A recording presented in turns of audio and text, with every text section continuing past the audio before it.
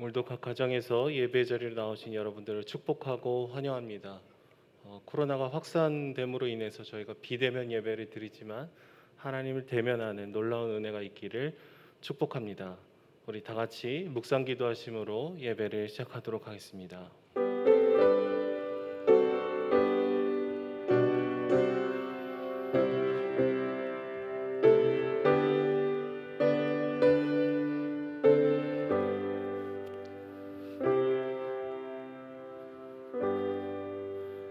사도신경으로 우리의 신앙을 고백하겠습니다. 전능하사 천지를 만드신 하나님 아버지를 내가 믿사오며 그 외아들 우리 주 예수 그리스도를 믿사오니 이는 성령으로 잉태하사 동정녀 마리아에게 나시고 본디오 빌라도에게 고난을 받으사 십자가에 못 박혀 죽으시고 장사한 지 사흘 만에 죽은 자 가운데서 다시 살아나시며 하늘에 오르사 전능하신 하나님 우편에 앉아 계시다가 저리로서 산자와 죽은 자를 심판하러 오시리라. 성령을 믿사오며 거룩한 공예와 성도가 서로 교통하는 것과 죄를 사하여 주시는 것과 몸이 다시 사는 것과 영원히 사는 것을 믿사옵나이다. 아멘. 우리 찬송가 496장으로 찬송 올려드리도록 하겠습니다.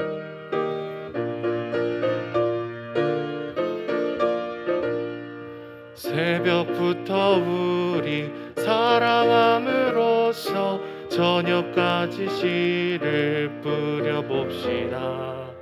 열매 차차 익어 곡식 거둘 때에 기쁨으로 단을 거두리로다. 거두리로다. 거두리로다. 기쁨으로 단을 거두리로다. 거두리로다. 거두리로다.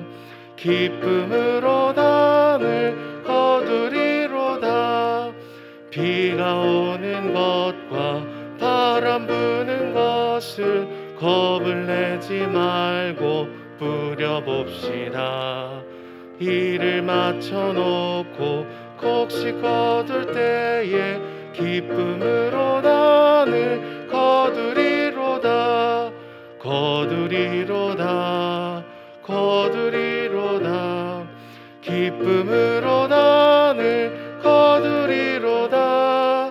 거두리로다. 거두리로다.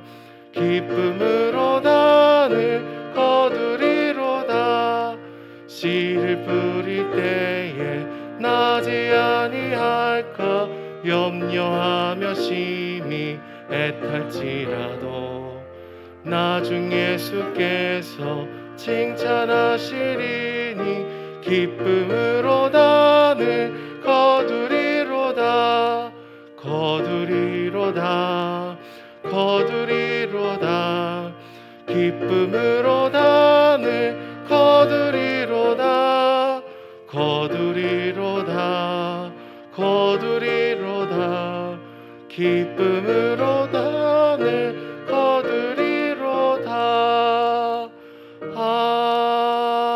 아멘. 이 시간 이승종 집사님께서 대표기도 하시겠습니다. 그런즉 누구든지 그리스도 안에 있으면 새로운 피조물이라. 이전 것은 지나갔으니 보라 새 것이 되었도다. 아멘. 사랑의 하나님 감사합니다. 코로나19 바이러스로 인해 힘든 이 시기에 이렇게 예배드리고 찬양할 수 있음에 감사드립니다. 코로나 바이러스로 인해 우리가 모여서 예배드릴 수 있었음이 얼마나 소중하고 감사함임을 다시 한번 깨닫게 됩니다. 비록 지금 모든 성도들이 모여 같이 예배를 드릴 수는 없지만 각자의 자리에서 예배를 드림에 감사합니다. 아버지 하나님, 우리는 너무나 연약함을 고백합니다. 모두 모여 예배드릴 수 없는 지금 날마다 말씀 속에서 살게 하옵소서. 우리가 얼마나 간사하고 어리석은지를 깨닫게 하셔서 온전한 믿음을 가지게 하옵시고 편안함과 익숙함에 빠져 나태해지지 않게 하옵소서. 믿음의 손을 놓지 않고 굳건히 하나님 말씀 속에 살게 하옵소서. 코로나19 바이러스로 인해 세상이 혼란스럽습니다. 세상 혼란 속에 교회의 역할을 지키게 하옵시고 육체적으로나 경제적으로나 너무나 힘든 이웃들이 많이 있습니다. 만나지 못하고 교제하지 못한다고 그들을 놓치지 않게 하시며 그들을 돌아보게 하옵시며 그들의 손을 잡게 하옵소서. 혼란과 힘든 시기 방황한 이들에게 주님의 복음을 전하게 하옵시고 그들을 위해 쉼없이 기도하게 하옵소서. 뜨거운 여름 각 주일학교가 여름 성경학교를 진행하고 있습니다. 비록 비대면으로 온라인 여름 성경학교를 진행하고 있으나 그 속에서도 주님의 은혜가 넘치도록 하옵시고 미래의 주인공인 우리 아이들이 온전한 믿음을 가지고 성장할 수 있도록 은혜 내려 주시옵소서. 오늘도 단위에서 말씀을 전해주는 목사님을 지켜주시옵소서. 영육간의 강건함을 주시고 성령 은혜 충만한 말씀을 전하게 하옵시고 저희는 아멘으로 화답하며 말씀대로 살게 하옵소서. 또한 여러 기관에서 일하시는 교육자님들과 봉사하는 이들을 기억하시고 그들에게도 하나님의 축복이 넘쳐나게 하여 주시옵소서. 이 시간 각자의 자리에서 예배드리는 모든 성도들을 기억해 주시고 힘든 시기 경제적 육체적 고통성에 있는 이들에게는 힘과 용기를 주옵시고 모든 성도들이 하나님의 말씀과 동행하는 삶을 되게 하여 주시옵소서. 오늘도 예배 가운데 임하사 성령 은혜 사랑이 넘치는 예배가 되길 간절히 바라오며 이 모든 말씀 우리 주 예수 그리스도의 이름으로 감사하며 기도드리옵나이다. 아멘.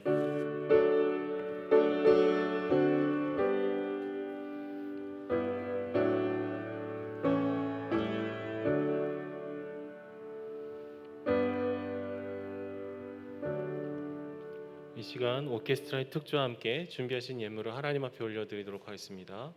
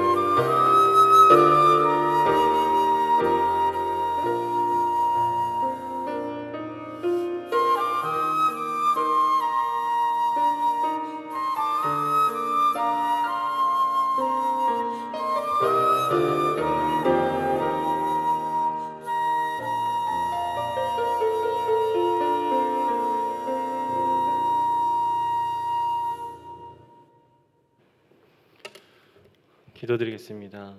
사랑해 주님, 우리의 치료자가 되어 주신 주님을 찬양하며 기억하며 감사하며 나아갑니다. 우리가 함께 모여서 주님을 예배하고 찬양했던 것이 놀라운 주의 은혜였음을 주께 고백하며 나아갑니다. 우리가 당연하게 여겼던 모든 일상들이 주님의 선물이었음을 주께 고백합니다. 우리의 호흡마저도 다 주님께서 주셨다라는 깊은 감사의 고백을 드리며 우리의 마음을 담아 주님 앞에 헌금을 올려드리오니 우리의 마음의 중심을 받아 주시옵소서. 헌금이 사용되는 곳곳 가운데 주의 사랑과 은혜를 흘려보낼 수 있도록 붙들어 주시고 날마다 주님의 인도하심 아래 거하는 저희의 삶이 될 수 있도록 축복하여 주시옵소서. 감사드리며 예수님의 이름으로 기도드립니다. 아멘. 됐어요? 다시 해도 돼요? 몰라요. 긴장을 해가지고. 이소윤입니다. 3학년 권서인입니다. 이행복이라고 합니다. 고등학교 1학년 이은서입니다. 이아현입니다. 박종진이라고 합니다. 이서연입니다. 그럼 소윤이는 어떤 사람을 사랑해?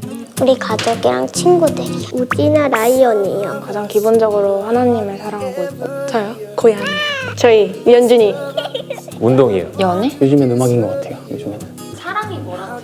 다른 사람을 이해해준 정말 사랑이 뭔지 잘 모르겠어요. 있는 그대로 봐주는 거. 상처를 많이 받는 것 같아요. 사랑하면. 그럼 어떻게 표현해? 엄마 방에서 자주 눕거든요. 거기서 같이 누워있거나. 그 사람이 좋아하는 걸 한다든지 제 모든 통장에 돈을 바치는 게 사랑인 거죠. 만나기도 하고 신경도 쓰고. 양보하고 싶어지고. 제 절반을 바치는 거. 가지고 있는 걸 포기하게 만든 것 같아요.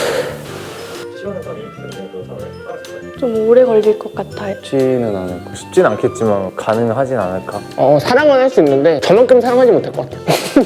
사랑은 못할 것 같아요. 저는 좀 그 사람을 좀 미워하는 것 같다 이렇게 기도를 하는 것 같아요.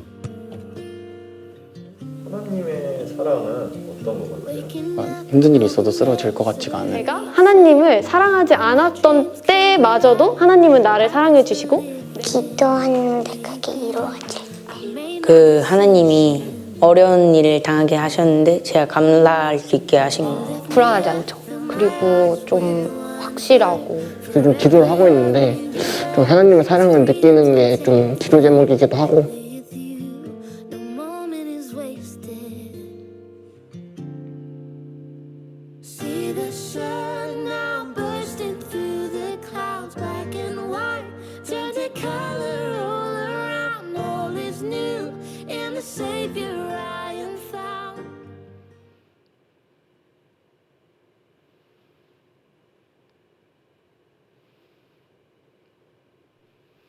네, 교회 소식입니다. 영상에서 보셨듯이 청년부 여름 수련회가 더 사랑이라는 주제로 8월 8일 그리고 8월 15일 주간에 진행이 됩니다. 이요셉 사진 작가님이 강사로 오시는데요. 교회 유튜브 라이브로 저희가 송출하니까요. 우리 성도님들도 시간을 기억해 주셔서 함께 해 주시면 감사하겠습니다. 코로나19가 계속해서 확산됨에 따라서 8월 8일 주일까지 모든 공예배가 비대면 예배로 전환되어서 예배를 드리고 있습니다. 새벽 기도회는 영상으로 업로드가 되고요. 수요 기도회 주일 1부, 2부 예배는 유튜브 라이브로 송출이 되고 있습니다. 주일 학교는 각 부서별로 영상 업로드 또는 실시간 송출이 되고 있습니다. 각 부서 선생님 또 교육자분들께 문의해 주시면 감사하겠습니다. 영상으로 예배를 드리시는 분들 중에서 은혜동산교회 새가족이 되기 원하시는 분들은 홈페이지에 방문하셔서 온라인 새가족 등록을 해주시면 감사하겠습니다. 온라인으로 등록하는 것이 어려우신 분들은 교회 사무실에 전화를 주셔서 새가족 등록을 해주시면 감사하겠습니다.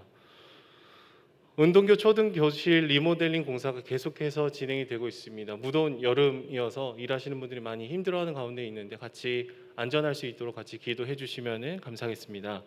이웃사랑 사랑 나눔 후원 물품을 모으고 있습니다. 대상은 우즈베키스탄, 러시아 외국인입니다. 행사 날짜는 8월 21일 토요일 예정이고요. 코로나 상황에 따라서 조금 변경이 될 수도 있겠습니다.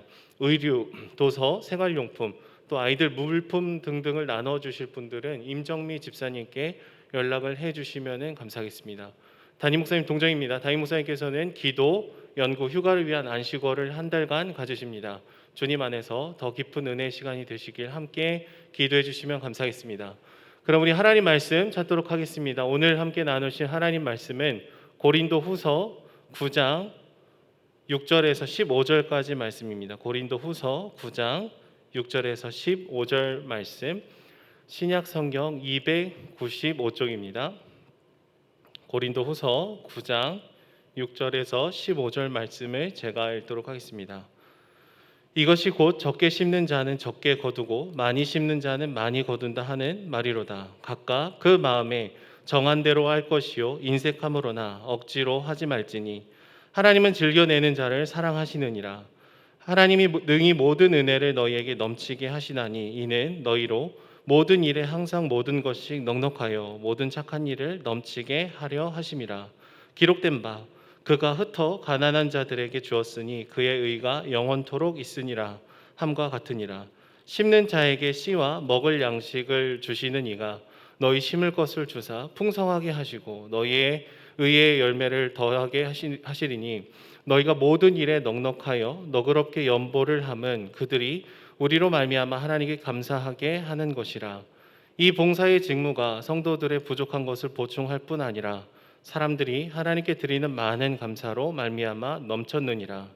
이 직무로 증거를 삼아 너희가 그리스도의 복음을 진실히 믿고 복종하는 것과 그들과 모든 사람을 섬기는 너희의 후한 연보로 말미암아 하나님께 영광을 돌리고 또 그들이 너희를 위하여 간구하며 하나님이 너희에게 주신 지극한 은혜로 말미암아 너희를 사모하느니라. 말할 수 없는 그의 은사로 말미암아 하나님께 감사하노라. 아멘. 이 시간 목사님 나오셔서 기쁨으로 심고 감사함으로 거두라는 제목으로 말씀 증거하시겠습니다.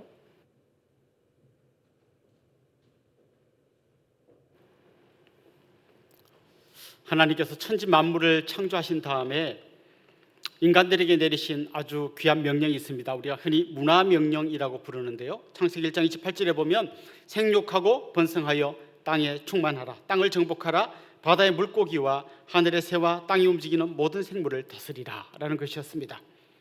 이 하나님의 명령을 수행하려면 몇 가지가 필요합니다. 정복하고 다스리려면 힘, 파워가 필요합니다. 그리고 생육하고 번성하려면 성관계가 필요합니다. 그리고 하나님의 명령을 수행하려면 기본적으로 먹고 살 수 있는 음식이 필요합니다. 이 모든 것을 하나님께서 주신 이 명령을 수행하는 과정에서 이런 것들이 필요하다는 걸 잘 아시고 허락해 주신 것들이죠. 그런데 중요한 것은 하나님의 다스림 아래에서 이런 것들을 사용해야 된다는 것입니다. 만일 하나님의 다스림을 벗어나서 이걸 사용하게 되면 그야말로 엉망진창이 되는 거죠. 자기의 힘을 절제하지 못하고 마구 사용하면 어떻게 될까요? 음식, 성 이런 걸 남용하면 어떻게 될까요? 하나님 그걸 잘 아시기 때문에 하나님의 다스림 아래에서 이걸 사용하게 하셨습니다. 선악과를 먹지 말라라는 것은 단지 열매 하나를 먹지 말라는 얘기가 아니라 하나님의 이 다스림 아래에 있어야 한다는 것을 말씀하신 것이었죠. 자, 그런데 인간들이 결국 타락하면서 하나님의 다스림을 거부하게 됩니다. 어떤 일이 일어났습니까? 이제 이 힘이 통제가 되지 않는 겁니다. 대번에 가인은 자기가 가진 힘으로 동생을 돌로 쳐 죽였습니다. 나중에 수많은 왕들이 등장합니다. 이 왕들이 통제하지 않고 자기 힘을 마구 사용할 때 어떤 일이 일어납니까? 그야말로 폭군이 되는 거죠. 그리고 많은 아내를 둡니다. 하나님께서 한 남자와 한 여자 사이에서만 허락하신 이 성관계가 이제 다 무너져 버리고 자기가 가진 힘으로 이걸 막 남용하게 됩니다. 여러분 잘 아시는 다윗 한번 보십시오. 정말 하나님의 다스림 아래서 너무 신실한 종이었지만 어느 순간 하나님의 다스림을 벗어나는 순간 우리아를 죽이고 바세바를 취하게 되는 엄청난 죄를 짓게 됩니다. 성경에 보면 헤로디아라고 하는 여인이 나오는데요. 원래 이 여인은 빌립의 아내였습니다. 그런데 이 성적인 매력이 너무 뛰어났던 것 같아요. 그래서 헤롯이 반해가지고 이 헤로디아를 자기 아내로 취합니다. 이 과정 속에서 보면 이 빌립과 헤롯이 어떤 사이인가 하면 이복 형제 사이예요. 그러니까 자기 남편 버리고 이복 다른 그 형제에게 가서 결혼해서 사는 엄청난 죄를 저지릅니다. 그리고 이 여인이 자기가 가진 이 성적인 매력으로 헤롯을 조종하는 거죠. 그래서 나중에 어떻게 합니까? 세리요한의 목을 치라고 합니다. 결국 인간이 통제되지 않으면 이 힘이라는 것이 엄청난 죄로 바뀌게 됩니다. 이 성이라고 하는 것이 아주 끔찍한 결과들을 만들어냅니다. 그럼 음식은 어떨까요? 음식도 이렇게 남용할 수 있을까요? 사실 성이나 힘에 비해서 음식은 남용할 여지가 좀 적은 것으로 여겨집니다. 왜냐하면 음식은 보관이 어렵잖아요. 과일이나 야채를 많이 보관해가지고 그걸로 뭔가를 하기에는 좀 어렵지 않습니까? 그런데 인간들이 이걸 해결하는 기가 막힌 방법을 찾아냈습니다. 바로 그게 돈입니다. 음식은 오래 보관할 수 없지만 이 음식을 팔아서 돈으로 바꾸면 이 돈 가지고 다음에 얼마든지 다시 음식을 사올 수 있습니다. 음식뿐만 아니라 성도, 권력도 이 돈 가지고 움직일 수 있게 됩니다. 그래서 어떻게 보면 오늘 방금 제가 말씀드린 이런 권력이라든지 성이라든지 돈이라든지 이런 거는 정말 통제하기 굉장히 어려운 문제들이 되고 마는 것이죠. 특별히 돈에 대해서 예수님은 하나님과 만몬을 동시에 섬길 수 없다 이런 말씀을 하셨습니다. 여기서 말하는 만몬은 돈이란 뜻도 있지만 돈의 신이란 뜻이 있습니다. 그러니까 어느 순간 만몬이, 돈이 우리의 신이 되어버리는 것이죠. 자, 우리가 예수님을 믿고 다시 새롭게 된다고 말할 때 그건 단지 우리가 예수 믿고 천국 간다는 걸 그것만 이야기하는 게 아닙니다. 우리 삶 전체가 완전히 주님께로 돌아오는 것을 의미합니다. 그때 우리가 해야 되는 게 뭔가 하면 하나는 예수님을 나의 구세주로 믿는 것이고 또 다른 하나는 뭔가 하면 예수님을 나의 주인으로 모시는 것입니다.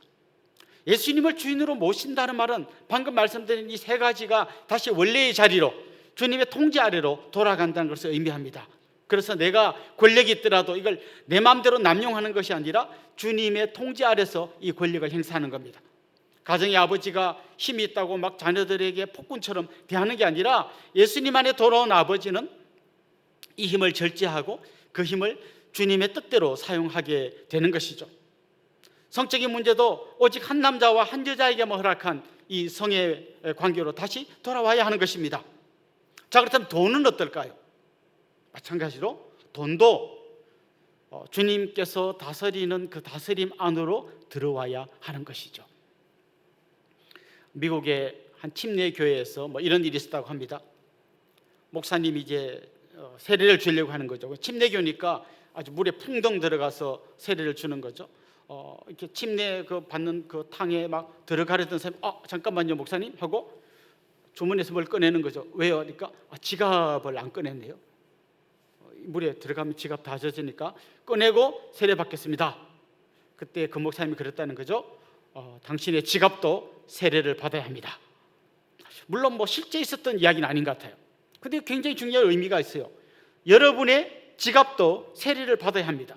여러분의 그 돈이 예수 그리스도의 통제 밑으로 들어가지 않으면 그건 우리에게 큰 재앙을 가져다 주게 될 것입니다. 자, 그렇다면 우리가 가진 이 돈을 주님의 다스림 안으로 갖고 들어가는 비결이 뭘까요? 다른 사람에게 나누어 주는 겁니다. 어려운 사람에게, 힘든 사람에게 이 돈을 쓰는 겁니다. 갑자기 좀 가슴이 답답해지시는 느낌이 들지 않습니까?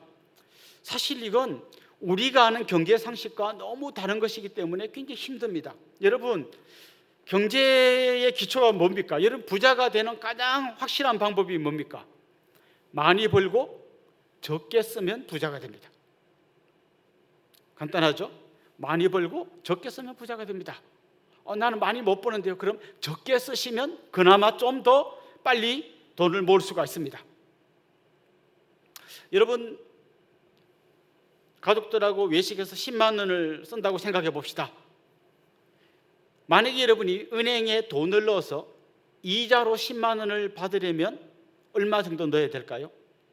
1.2%라고 계산하기 좋게 연 1.2% 되는 은행 이자인데 거기다가 내가 1억을 넣으면 한 달에 10만 원의 이자를 받을 수 있습니다. 물론 거기서 15%의 세금을 떼야 합니다. 그럼 내가 외식 한 번 안 하고 10만 원 아끼면 은행에 1억 넣어둔 효과가 있습니다. 그러네. 그럼 무조건 아껴야 되네. 그런데 성경은 이렇게 이야기하는 거죠. 돈의 노예가 되지 않으려면, 돈을 다스리려면 그 돈을 어려운 사람에게 흘려보내야 된다. 그러니까 이게 우리의 경제상식이랑 맞지 않는 거예요. 어떻게든 한 톨이라도 더 모아야 하는데 어떻게 자꾸 나누어 주라고 합니까? 사람들은 그래서 이렇게 생각합니다. 결국 둘 중에 하나이다.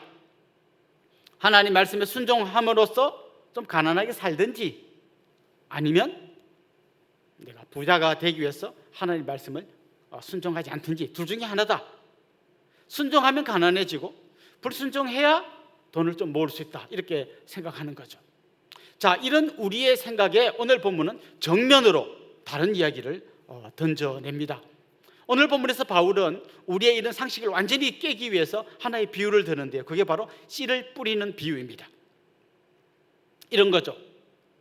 자, 농부가 씨를 갖고 있습니다. 또 이것도 계산하기 좋게 한 개의 씨를 갖고 있습니다. 이 농부가 이 씨를 뿌리지 않으면 이 씨를 자기가 먹을 수 있습니다. 그게 뭐 알곡이든지 감자 한 알이든지 내가 심지 않으면 내가 먹을 수 있습니다. 그러나 심으려면 내가 먹는 것을 포기해야 합니다. 자, 한번 보십시오. 자, 내가 이 씨앗을 하나 심었습니다. 씨앗이 땅에 들어가서 썩어버립니다. 나는 결국 먹지 못했습니다. 엄청난 손해를 본 것 같습니다. 그런데 결국 어떻습니까? 이 씨앗이 땅에 들어가서 썩은 다음에 그곳에서 100개, 200개, 300개의 열매가 맺히게 되는 겁니다. 자, 결국 오늘 바울은 이런 걸 이야기하려는 거죠. 우리가 굳이 하는 것도 꼭 이 씨를 심는 것과 똑같다는 거예요. 씨를 심으면 결국 내게 손해나고 썩어버리고 나는 점점 쪼그라드는 것 같지만, 심는 그곳에서 100배, 200배, 300배의 놀라운 열매가 맺히게 된다는 것입니다. 다시 말해서 내가 내 것을 가지고 다른 사람에게 나누어 주는 것을 씨를 심는 행위라고 이야기한다면, 하나님은 그걸 통해서 100배의 결실을 맺게 해준다는 것이죠. 내가 다른 사람을 도와주면 점점 가난해지는 것 같은 게 우리의 경제상식인데, 성경은 아니다. 오히려 그렇게 씨를 심는 사람은 놀라운 열매들을 거두게 될 것이다. 오늘 본문은 이것을 우리에게 이야기하고 있습니다. 자, 그럼 우리가 어떻게 하면 씨를 뿌리고 많은 열매를 거둘 수 있는지를 좀 찬찬히 생각해 보면 좋겠는데, 먼저 이런 질문을 여러분에게 던져보고 싶습니다. 여러분의 손에는 뿌릴 수 있는 씨앗이 있습니까? 나는 먹고 살기도 힘든데 뿌릴 씨앗이 어디 있습니까? 아마 이렇게 말씀하시는 분들이 많을 겁니다. 우리 10절 말씀을 한번 봅시다. 심는 자에게 씨와 먹을 양식을 주시는 이가 너희 심을 것을 주사 풍성하게 하시고 너희 의의 열매를 더하게 하시리니. 자, 여기 보면 하나님께서 우리에게 먹을 것을 풍성히 주실 뿐만 아니라 심을 수 있는 씨를 주신다고 이야기합니다. 다시 말하면 내가 먹을 걸 다 먹고도 얼마든지 뿌릴 수 있는 씨를 우리에게 주신다고 이야기합니다. 좀 더 정확하게 말하면, 그래서 하나님 우리 손에 들여주신 이 씨앗은 사실 알고 보면 내 것이 아니라 하나님이 관리하라고 맡겨주신 것입니다. 그러니까 우리는 재물의 주인이 아니라 재물의 청지기인 것입니다. 누가복음에 보면 굉장히 좀 어려운 비유 하나가 나오잖아요. 불의한 청지기의 비유가 나옵니다. 불의한 청지기가 일을 잘못했습니다. 그래서 이제 자기 주인이 자기를 해고할 거라는 걸 알았습니다. 이 불의한 청지기가 잔머리를 굴리는 거, 이제 나 해고당하면 먹고 살 길도 막연한데 어떡하지? 그래서 잔머리를 굴립니다. 그래서 이 주인에게 빚진 사람들을 찾아갑니다.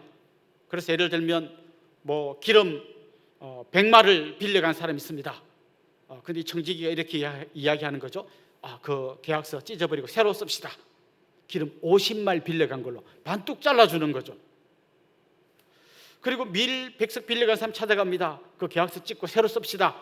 그냥 80석만 빌린 걸 해줄게요, 이렇게 씁니다. 그 상대방 굉장히 고맙겠죠. 대신 주인이 굉장히 화가 날 거 아닙니까? 아니, 내 재산을 왜 네 맘대로 막 그렇게 막 함부로 난리야? 근데 그 비유가 어려운 이유가 뭔가 하면, 주인이 그 청지기를 칭찬합니다. 지혜롭다고. 그게 우리 굉장히 헷갈립니다. 아니, 주인의 것을 다 축냈는데 왜 이걸 칭찬하냐고요. 그런데 이렇게 생각하면 많은 의문이 풀립니다. 하나님이 주인이고 우리가 청지기입니다. 우리에게 많은 것을 맡겨주셨는데 알고 보면 내 것이 아닙니다. 하나님의 것입니다. 그런데 내가 하나님의 것 가지고 남한테 막 인심 씁니다. 그럴 때 하나님이 아주 잘했다고 칭찬하십니다. 그렇습니다. 어차피 내 것이 아닙니다. 그런데 하나님이 맡겨주신 걸 가지고 내가 선한 일에 쓰는 것입니다. 또 어떤 분이 이런 질문을 던질 수 있습니다. 어쨌거나 하나님 나한테는 아무것도 안 맡겨주셨다니까요. 나는 그렇게 씨를 뿌릴 수 있는 게 아무것도 없다니까요. 이렇게 이야기하는 분이 있습니다. 여러분에게 얼마나 많은 것들이 있는지를 계산하는 아주 간단한 공식을 알려드리겠습니다. 제가 우리 교회 한 집사님 댁에 갔더니 거기 이제 뭐 고철이나 폐지 같은 거를 모으시는 그런 일을 하시는 분인데요. 그 집 그 사업장 마당에 가니까 큰 철판으로 된 게 땅에 깔려 있더라고요. 이게 뭔가 했더니 그게 개근대라는 거예요.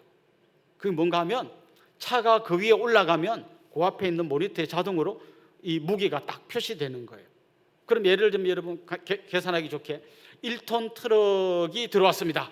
근데 그 개근대 위에 딱 올라가니까 모니터에 2톤이라고 뜹니다.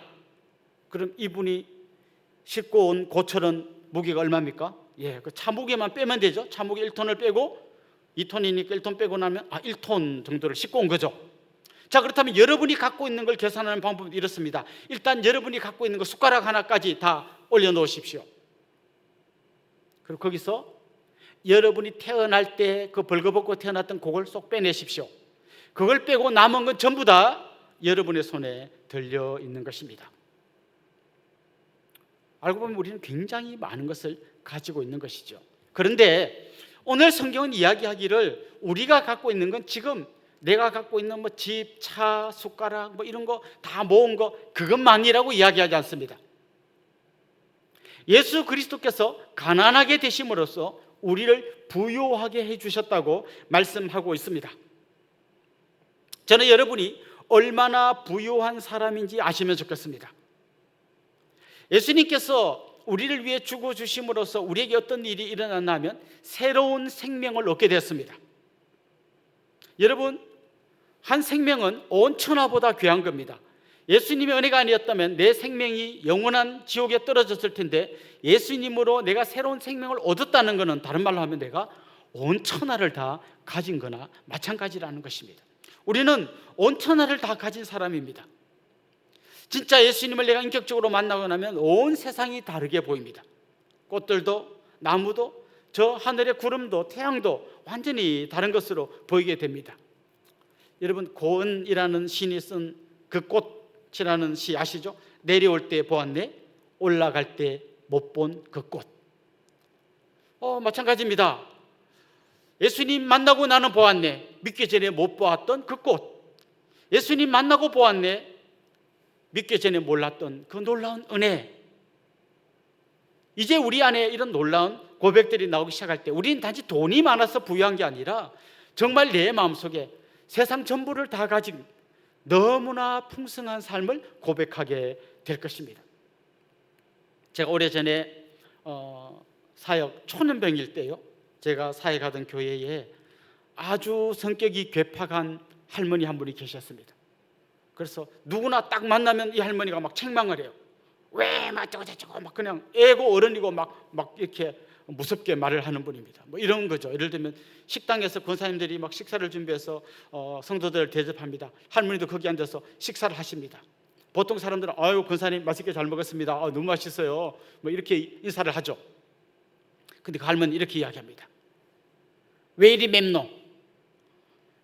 할매 이 매운 거 보고 대접벌이라고 이렇게 맵게 만들었나? 말을 이렇게 못듣게 합니다. 그러니까 전부 다 이 할머니가 오면 슬슬 피합니다. 근데 참 이상해요. 나중에 할머니가 연세 많아서 교회를 잘 못 나오시니까 많은 분들이 아유 그 할머니 보고 싶다, 어디 갔냐 이렇게 막 찾습니다. 그 왜 못 나오시나 봤더니 다리에 힘이 없어 못 나온다는 거, 이제 걸어오실 수가 없었어요. 근데 한 2달 지난 어느 날 어떤 한 청년이 이 할머니를 업고 나타났어요. 이 청년은 이 간질 증세가 있어가지고 직장 생활도 못하고 그냥 집에 있는 그런 형제입니다. 돈도 당연히 돈도 없죠. 그런데 할머니를 딱 업고 나타난 거예요. 매주 할머니를 업고 옵니다. 주위 사람들이 이야기합니다. 여보게 자네 몸도 안 좋은데 그러다가 어떻게 다치면 어쩌려고 할머니를 업고 오냐. 그때 그 청년이 이렇게 말했습니다. 제가 아무리 건강이 안 좋아도 할머니 한 분을 업을 만큼은 힘이 있습니다. 저는 이야기를 듣는 순간요, 이순신 장군이 생각나더라고요. 신에게는 아직 12척의 배가 있습니다. 저는 그 말보다 이 청년의 이 말, 저는 아직 할머니 한 분을 업을 만큼은 힘이 있습니다. 이 말이 이순신 장군의 말보다 더 멋지게 들리더라고요. 아무리 가진 게 없다 해도 사랑을 줄 수 없을 만큼 그렇게 가난한 사람은 없습니다. 아무리 어렵다고 해도 하나님이 이미 내게 주신 그 부유한 것들을 내가 보는 순간 나는 많은 것을 가진 사람인 걸 알게 된다는 것이죠. 자, 그렇다면 여러분, 내가 가지고 있는 이 씨앗들을 어떻게 뿌려야 할까요? 오늘 본문 7절을 한번 봅시다. 이렇게 이야기합니다. 각각 그 마음에 정한 대로 할 것이요 인색함으로나 억지로 하지 말지니 하나님은 즐겨내는 자를 사랑하시느니라. 여기에 보면 인색함으로나 억지로 하지 말라는 것입니다. 이걸 뭐 안 할 수 없어서 억지로 한다거나 아니면 뭐 어떻게 하면 좀 적게 낼까 막 이렇게 해서는 안 된다는 것이죠. 왜냐하면 하나님은 우리를 바라보실 때, 하나님이 우리에게 무엇을 주실 때 한 번도 인색하게 주신 적이 없기 때문입니다. 우리 8절 한번 봅시다. 하나님이 너희 모든 은혜를 너희에게 넘치게 하시나니 이는 너희로 모든 일에 항상 모든 것이 넉넉하여 모든 착한 일을 넘치게 하게 하려 하심이라. 여기에 보면 모든이라는 말이 4번이나 나옵니다. 그리고 넘치게라는 말이 2번 나옵니다. 무슨 말인가 하면 하나님은 우리에게 모든 것을 넘치게 주셨습니다. 그래서 그 하나님 주신 넘치는 것으로 나도 또 다른 누군가를 도울 수 있게 해 주셨다는 것입니다. 그렇게 넘치게 해 주신 것으로 하나님께 드리고 그걸 또 다른 사람에게 흘러가게 했다는 것이죠. 사실 사람들이요, 교회에 가서 제일 듣고 싶어 하지 않는 설교가 헌금 설교입니다. 왜 그럴까요? 내 마음속에 인색함이 있기 때문입니다. 요즘 유튜브에 보면 11조 안 내도 된다 이런 유튜브 이야기가 많이 퍼지고 있고 거기에 보니까 조회수가 어마어마하더라고요. 많은 성도들이 이 유튜브를 보면서 힘을 얻는 거예요. 그래, 나도 충분히 안 드릴 수 있는 이유를 알았다 뭐 이러는 거죠. 뭐 논리는 이런 겁니다. 율법이 폐하여졌기 때문에 더 이상 율법이 이야기하는 11조는 드릴 필요가 없다 이런 이야기입니다.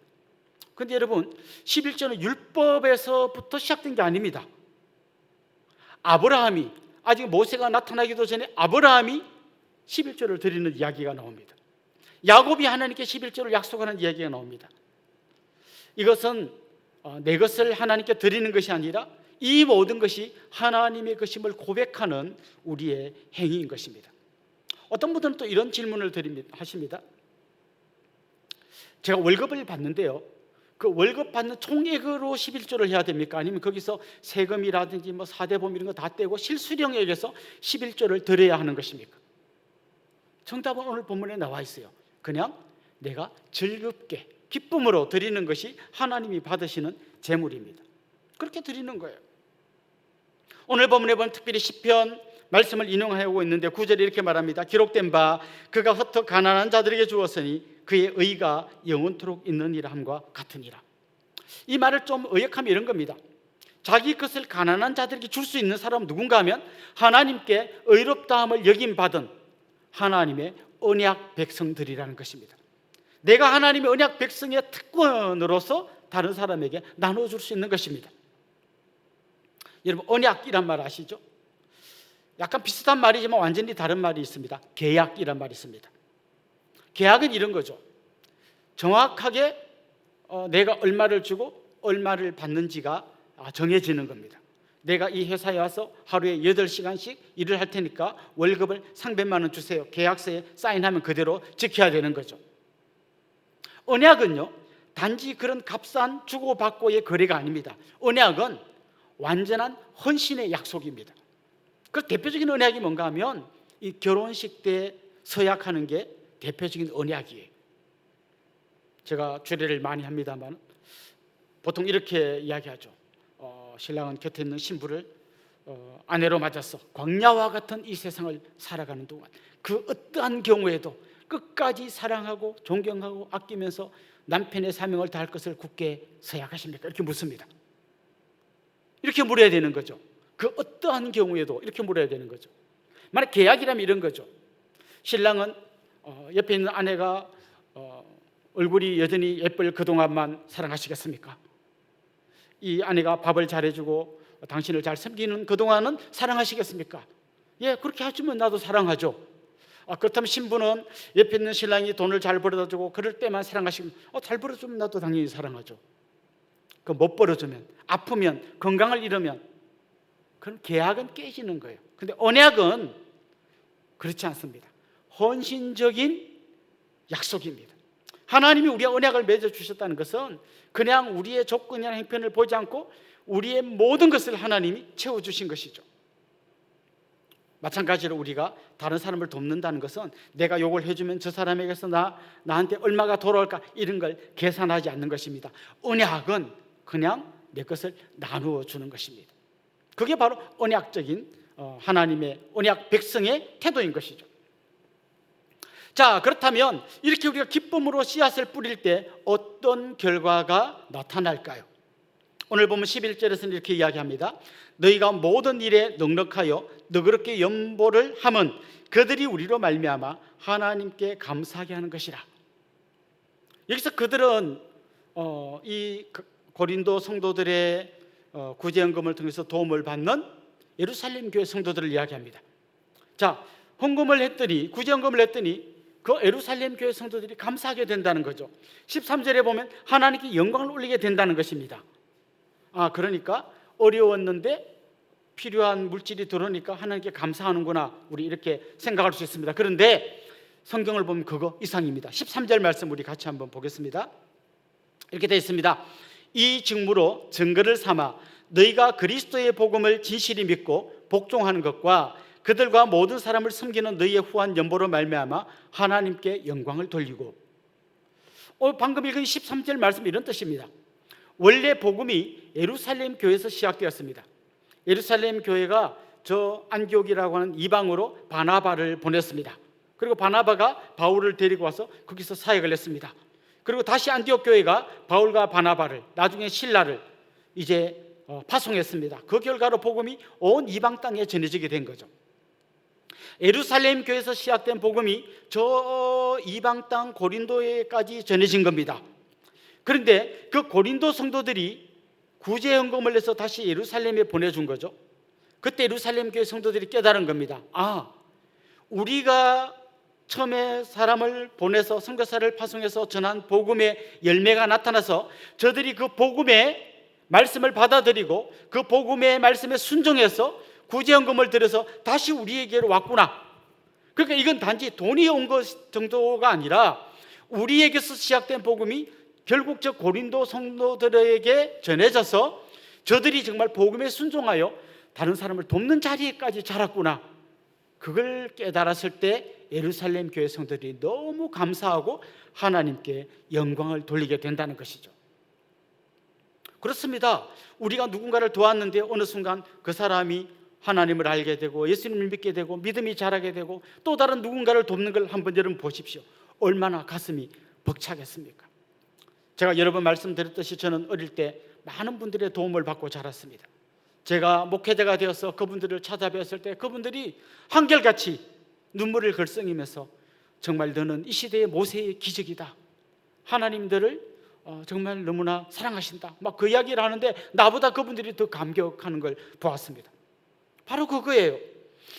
우리가 사랑과 함께 복음을 흘려보냈는데 그들이 그 사랑을 받고 복음의 사람으로 바뀌게 되었을 때 그때 우리가 느끼는 이 감사와 감격은 이루 말로 다할 수 없다는 것이죠. 이게 끝이 아닙니다. 14절 말씀에 보면 이런 말씀이 나옵니다. 또 그들이, 예루살렘 교회 성도들이죠, 또 그들이 너희를 위하여 간구하며 하나님이 너희에게 주신 지극한 은혜로 말미암아 너희를 사모하느니라. 자, 이제 그 사랑을 받았던 예루살렘 교회 성도들이 고린도 교회 성도들에게 감사할 뿐만 아니라 그들을 보고 싶어하고 그들을 위해서 기도하고 너무너무 사모하는 그런 관계가 됐다는 거죠. 그럼 우리 쉽게 사랑이 흘러갔으니까 이렇게 됐겠구나 하겠지만 사실 여러분 잘 아시는 것처럼 유대인과 이방인은 절대 하나 될 수 없는 사람들 아닙니까? 물과 기름 같은 존재들 아닙니까? 유대인들은 이방인을 보고 정말 저건 개나 돼지하고 비슷한 존재라고 이야기하지 않았습니까? 이방인들은 유대인들을 굉장히 무시하지 않았습니까? 이들이 이 구제 헌금이 오고 가는 이 과정을 통해서 서로 사랑하게 되고 서로 보고 싶어하게 되고 서로 위해서 기도해 주게 되고 서로 사모하는 이런 관계로 바뀌게 되었다는 것이죠. 유대인과 이방인 사이에 있던 모든 벽들이 무너지고 교회가 완전히 하나 되는, 그래서 인종을 뛰어넘고 혈통을 뛰어넘고 심지어 멀리 떨어져 있는 이 지역을 뛰어넘어서 서로 사랑하고 존경하고 아끼고 보고 싶어하고 위해서 기도해주는 너무나 놀라운 관계로 바뀌어졌다는 것이죠. 그렇습니다. 우리의 사랑이 입에만 머물기 때문에 이 복음의 역사가 더딘 것입니다. 우리의 사랑이 우리의 입에서뿐만 아니라 우리의 손으로, 특별히 우리의 지갑을 여는 것으로 이어져야 합니다. 그럴 때 이 사랑을 받은 그 사람들의 삶 가운데 놀라운 하나님을 만나는 기적의 역사, 그들도 또 다른 사람을 도와주는 놀라운 은혜의 역사가 일어나게 되는 것입니다. 잘 보십시오. 복음이 계속해서 흘러갑니다. 뿐만 아니라 이 물질이 계속해서 흘러갑니다. 뿐만 아니라 감사가 계속해서 흘러가게 되어 있습니다. 이게 오늘 본문이 우리에게 보여주시는 놀라운 그림입니다.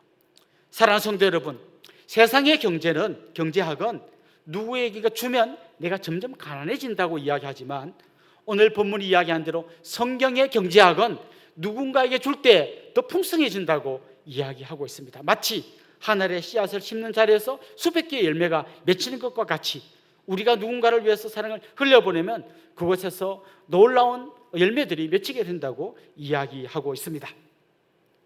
그런 의미에서 여러분이 인색함으로나 억지로가 아니라 기쁨으로, 즐거움으로, 감사함으로 드릴 수 있기를 원하고요. 그 결과로 정말 감사가 계속 흘러가고 교회가 하나 되어지고 놀란 은혜의 회복의 역사가 계속해서 일어나는 이 기적의 현장 한가운데 여러분이 우뚝 설 수 있기를 주님의 이름으로 축원합니다. 우리 같이 한번 찬양하고 이어서 기도하면 좋겠습니다. 그 사랑 얼마나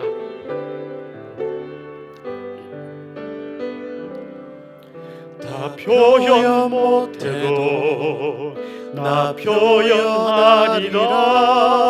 다 고백 못해도 나 고백하리라. 다 알 수 없어도 나 알아가리라. 다 닮지 못해도 나 닮아가리라. 다 표현 못해도 다 표현 못해도 나 표현하리라.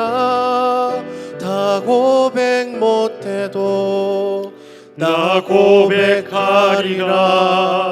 다 알 수 없어도 나 알아가리라.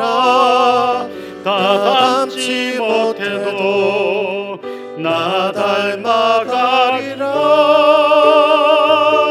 그 사랑 얼마나 아름다운지, 그 사랑 얼마나 나를 부욕해 하는지, 그 사랑 얼마나 크고 놀라운지를, 그 사랑 얼마나 나를 감격하게 하는지, 그 사랑 얼마나, 그 사랑 얼마나 아름다운지, 그 사랑 얼마나 나를 부욕해 하는지, 그 사랑 얼마나 크고 놀라운지를, 그 사랑 얼마나 나를 감격하게 하는지.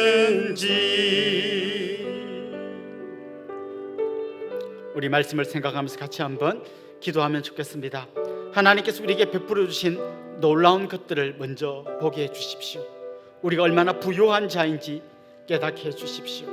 그리고 우리에게 있는 것을 이웃에게 흘려보내서 물질뿐만 아니라 감사가 더욱 넘치게 하옵소서. 코로나로 인해서 고통당하는 우리의 이웃들을 특별히 위로해 주옵소서. 우리 이런 제목으로 한번 합심해서 통성으로 같이 기도하겠습니다. 하나님 아버지 감사합니다. 하나님께서 우리에게 이미 베푸르신 그 모든 것이 넘치도록 풍성하다는 것을 먼저 기억하게 하여 주옵소서. 우리의 손에 뿌릴 수 있는 많은 씨앗이 있음을 먼저 깨닫게 하여 주옵소서. 하나님, 이색함으로나 억지로 하지 않게 하여 주시고 내게 베풀어 주신 하나님의 그 풍성한 은혜를 말미암아 즐거움으로 기쁨으로 감사함으로 하나님께 드리게 하여 주옵시고 그것들이 가난하고 힘들고 어려운 이웃에게로 흘러가게 하여 주옵소서. 물질만 흘러가는 것이 아니라 감사가 흘러가게 하여 주옵시고 이 기쁨이 같이 흘러가게 하여 주셔서 정말 수많은 사람들이 하나님의 은혜의 복음이 진짜임을 믿는 놀라운 역사들이 계속해서 일어나게 하여 주옵소서. 특별히 코로나로 인해서 고통당하는 수많은 어려운 분들이 있습니다. 주님 기억하여 주옵시고 이들에게 우리의 작은 사랑이 전달될 때에 그들의 가슴 속에 다시 한번 용기가 생기고 기쁨이 생기고 다시 회복하고자 하는 간절함이 생기게 하여 주시고 그 사랑의 출발점인 하나님의 그 놀라운 사랑, 예수 그리스도의 생명을 주시는 그 사랑을 기억하며 만날 수 있는 기적의 역사가 일어나게 하여 주시옵소서. 한 번 더 기도하겠습니다. 지금 코로나로 인해서 비대면 예배를 드리고 있습니다. 예배 가운데 하나님께서 각 가정의 예배 처소마다 임재하여 주시고 놀라운 주님과의 만남을 경험하는 예배가 되게 해주십시오. 그리고 우리의 현장 예배가 온전히 회복되게 해주십시오. 그런 마음으로 한 번 더 기도하겠습니다. 하나님 아버지, 코로나로 인해서 우리가 한자리에 모이지 못하고 각 가정에서 성도들이 흩어져 예배드리고 있습니다. 하나님, 비록 우리가 예배당에 나오지 못하지만 예배드리는 그 현장에 하나님께서 임재하여 주셔서 정말 감사와 기쁨이 충만한 예배가 되게 하여 주시고 하나님과 깊은 만남이 있는 예배가 되게 하여 주시옵소서. 그리고 이 코로나가 속히 종식되고 우리가 한자리에 모여 기쁨으로 예배하며 기쁨으로 찬양하며 같이 교제하는 그날을 속히 허락하여 주시옵소서.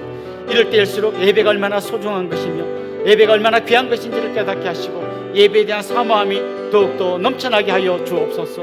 이 어려운 시기에 고통당하는 우리 한국에 있는 수많은 교회들, 전 세계에 흩어져 있는 수많은 교회들을 기억하여 주옵시고 선교 현장에서 추방되고 또 아니면 철수한 수많은 선교사님들을 위로하여 주시고 그 현장 구석구석까지 주님 찾아가 주시고 새롭게 하여 주시고 그들을 회복시켜 주시옵소서. 하나님 아버지, 오늘도 우리에게 주신 이 말씀을 우리의 가슴에 담습니다. 한 톨이라도 더 모아야 부자가 된다는 세상의 경제학과는 정반대로 나누고 베풀 때 더 풍성하게 된다는 하나님의 말씀을 믿음으로 받게 하여 주시고 내게 있는 작은 것들, 남들이 볼 때 별것 아닌 것처럼 보이지만 이웃과 함께 나누게 하여 주시고 그 사랑이 수많은 사람들에게 흘러갈 때 그들 안에 감사가 넘치고 정말 복음의 놀라운 정신을 그들이 발견하고 주님께로 돌아오는 감격의 역사들이 계속해서 일어나게 하여 주옵소서.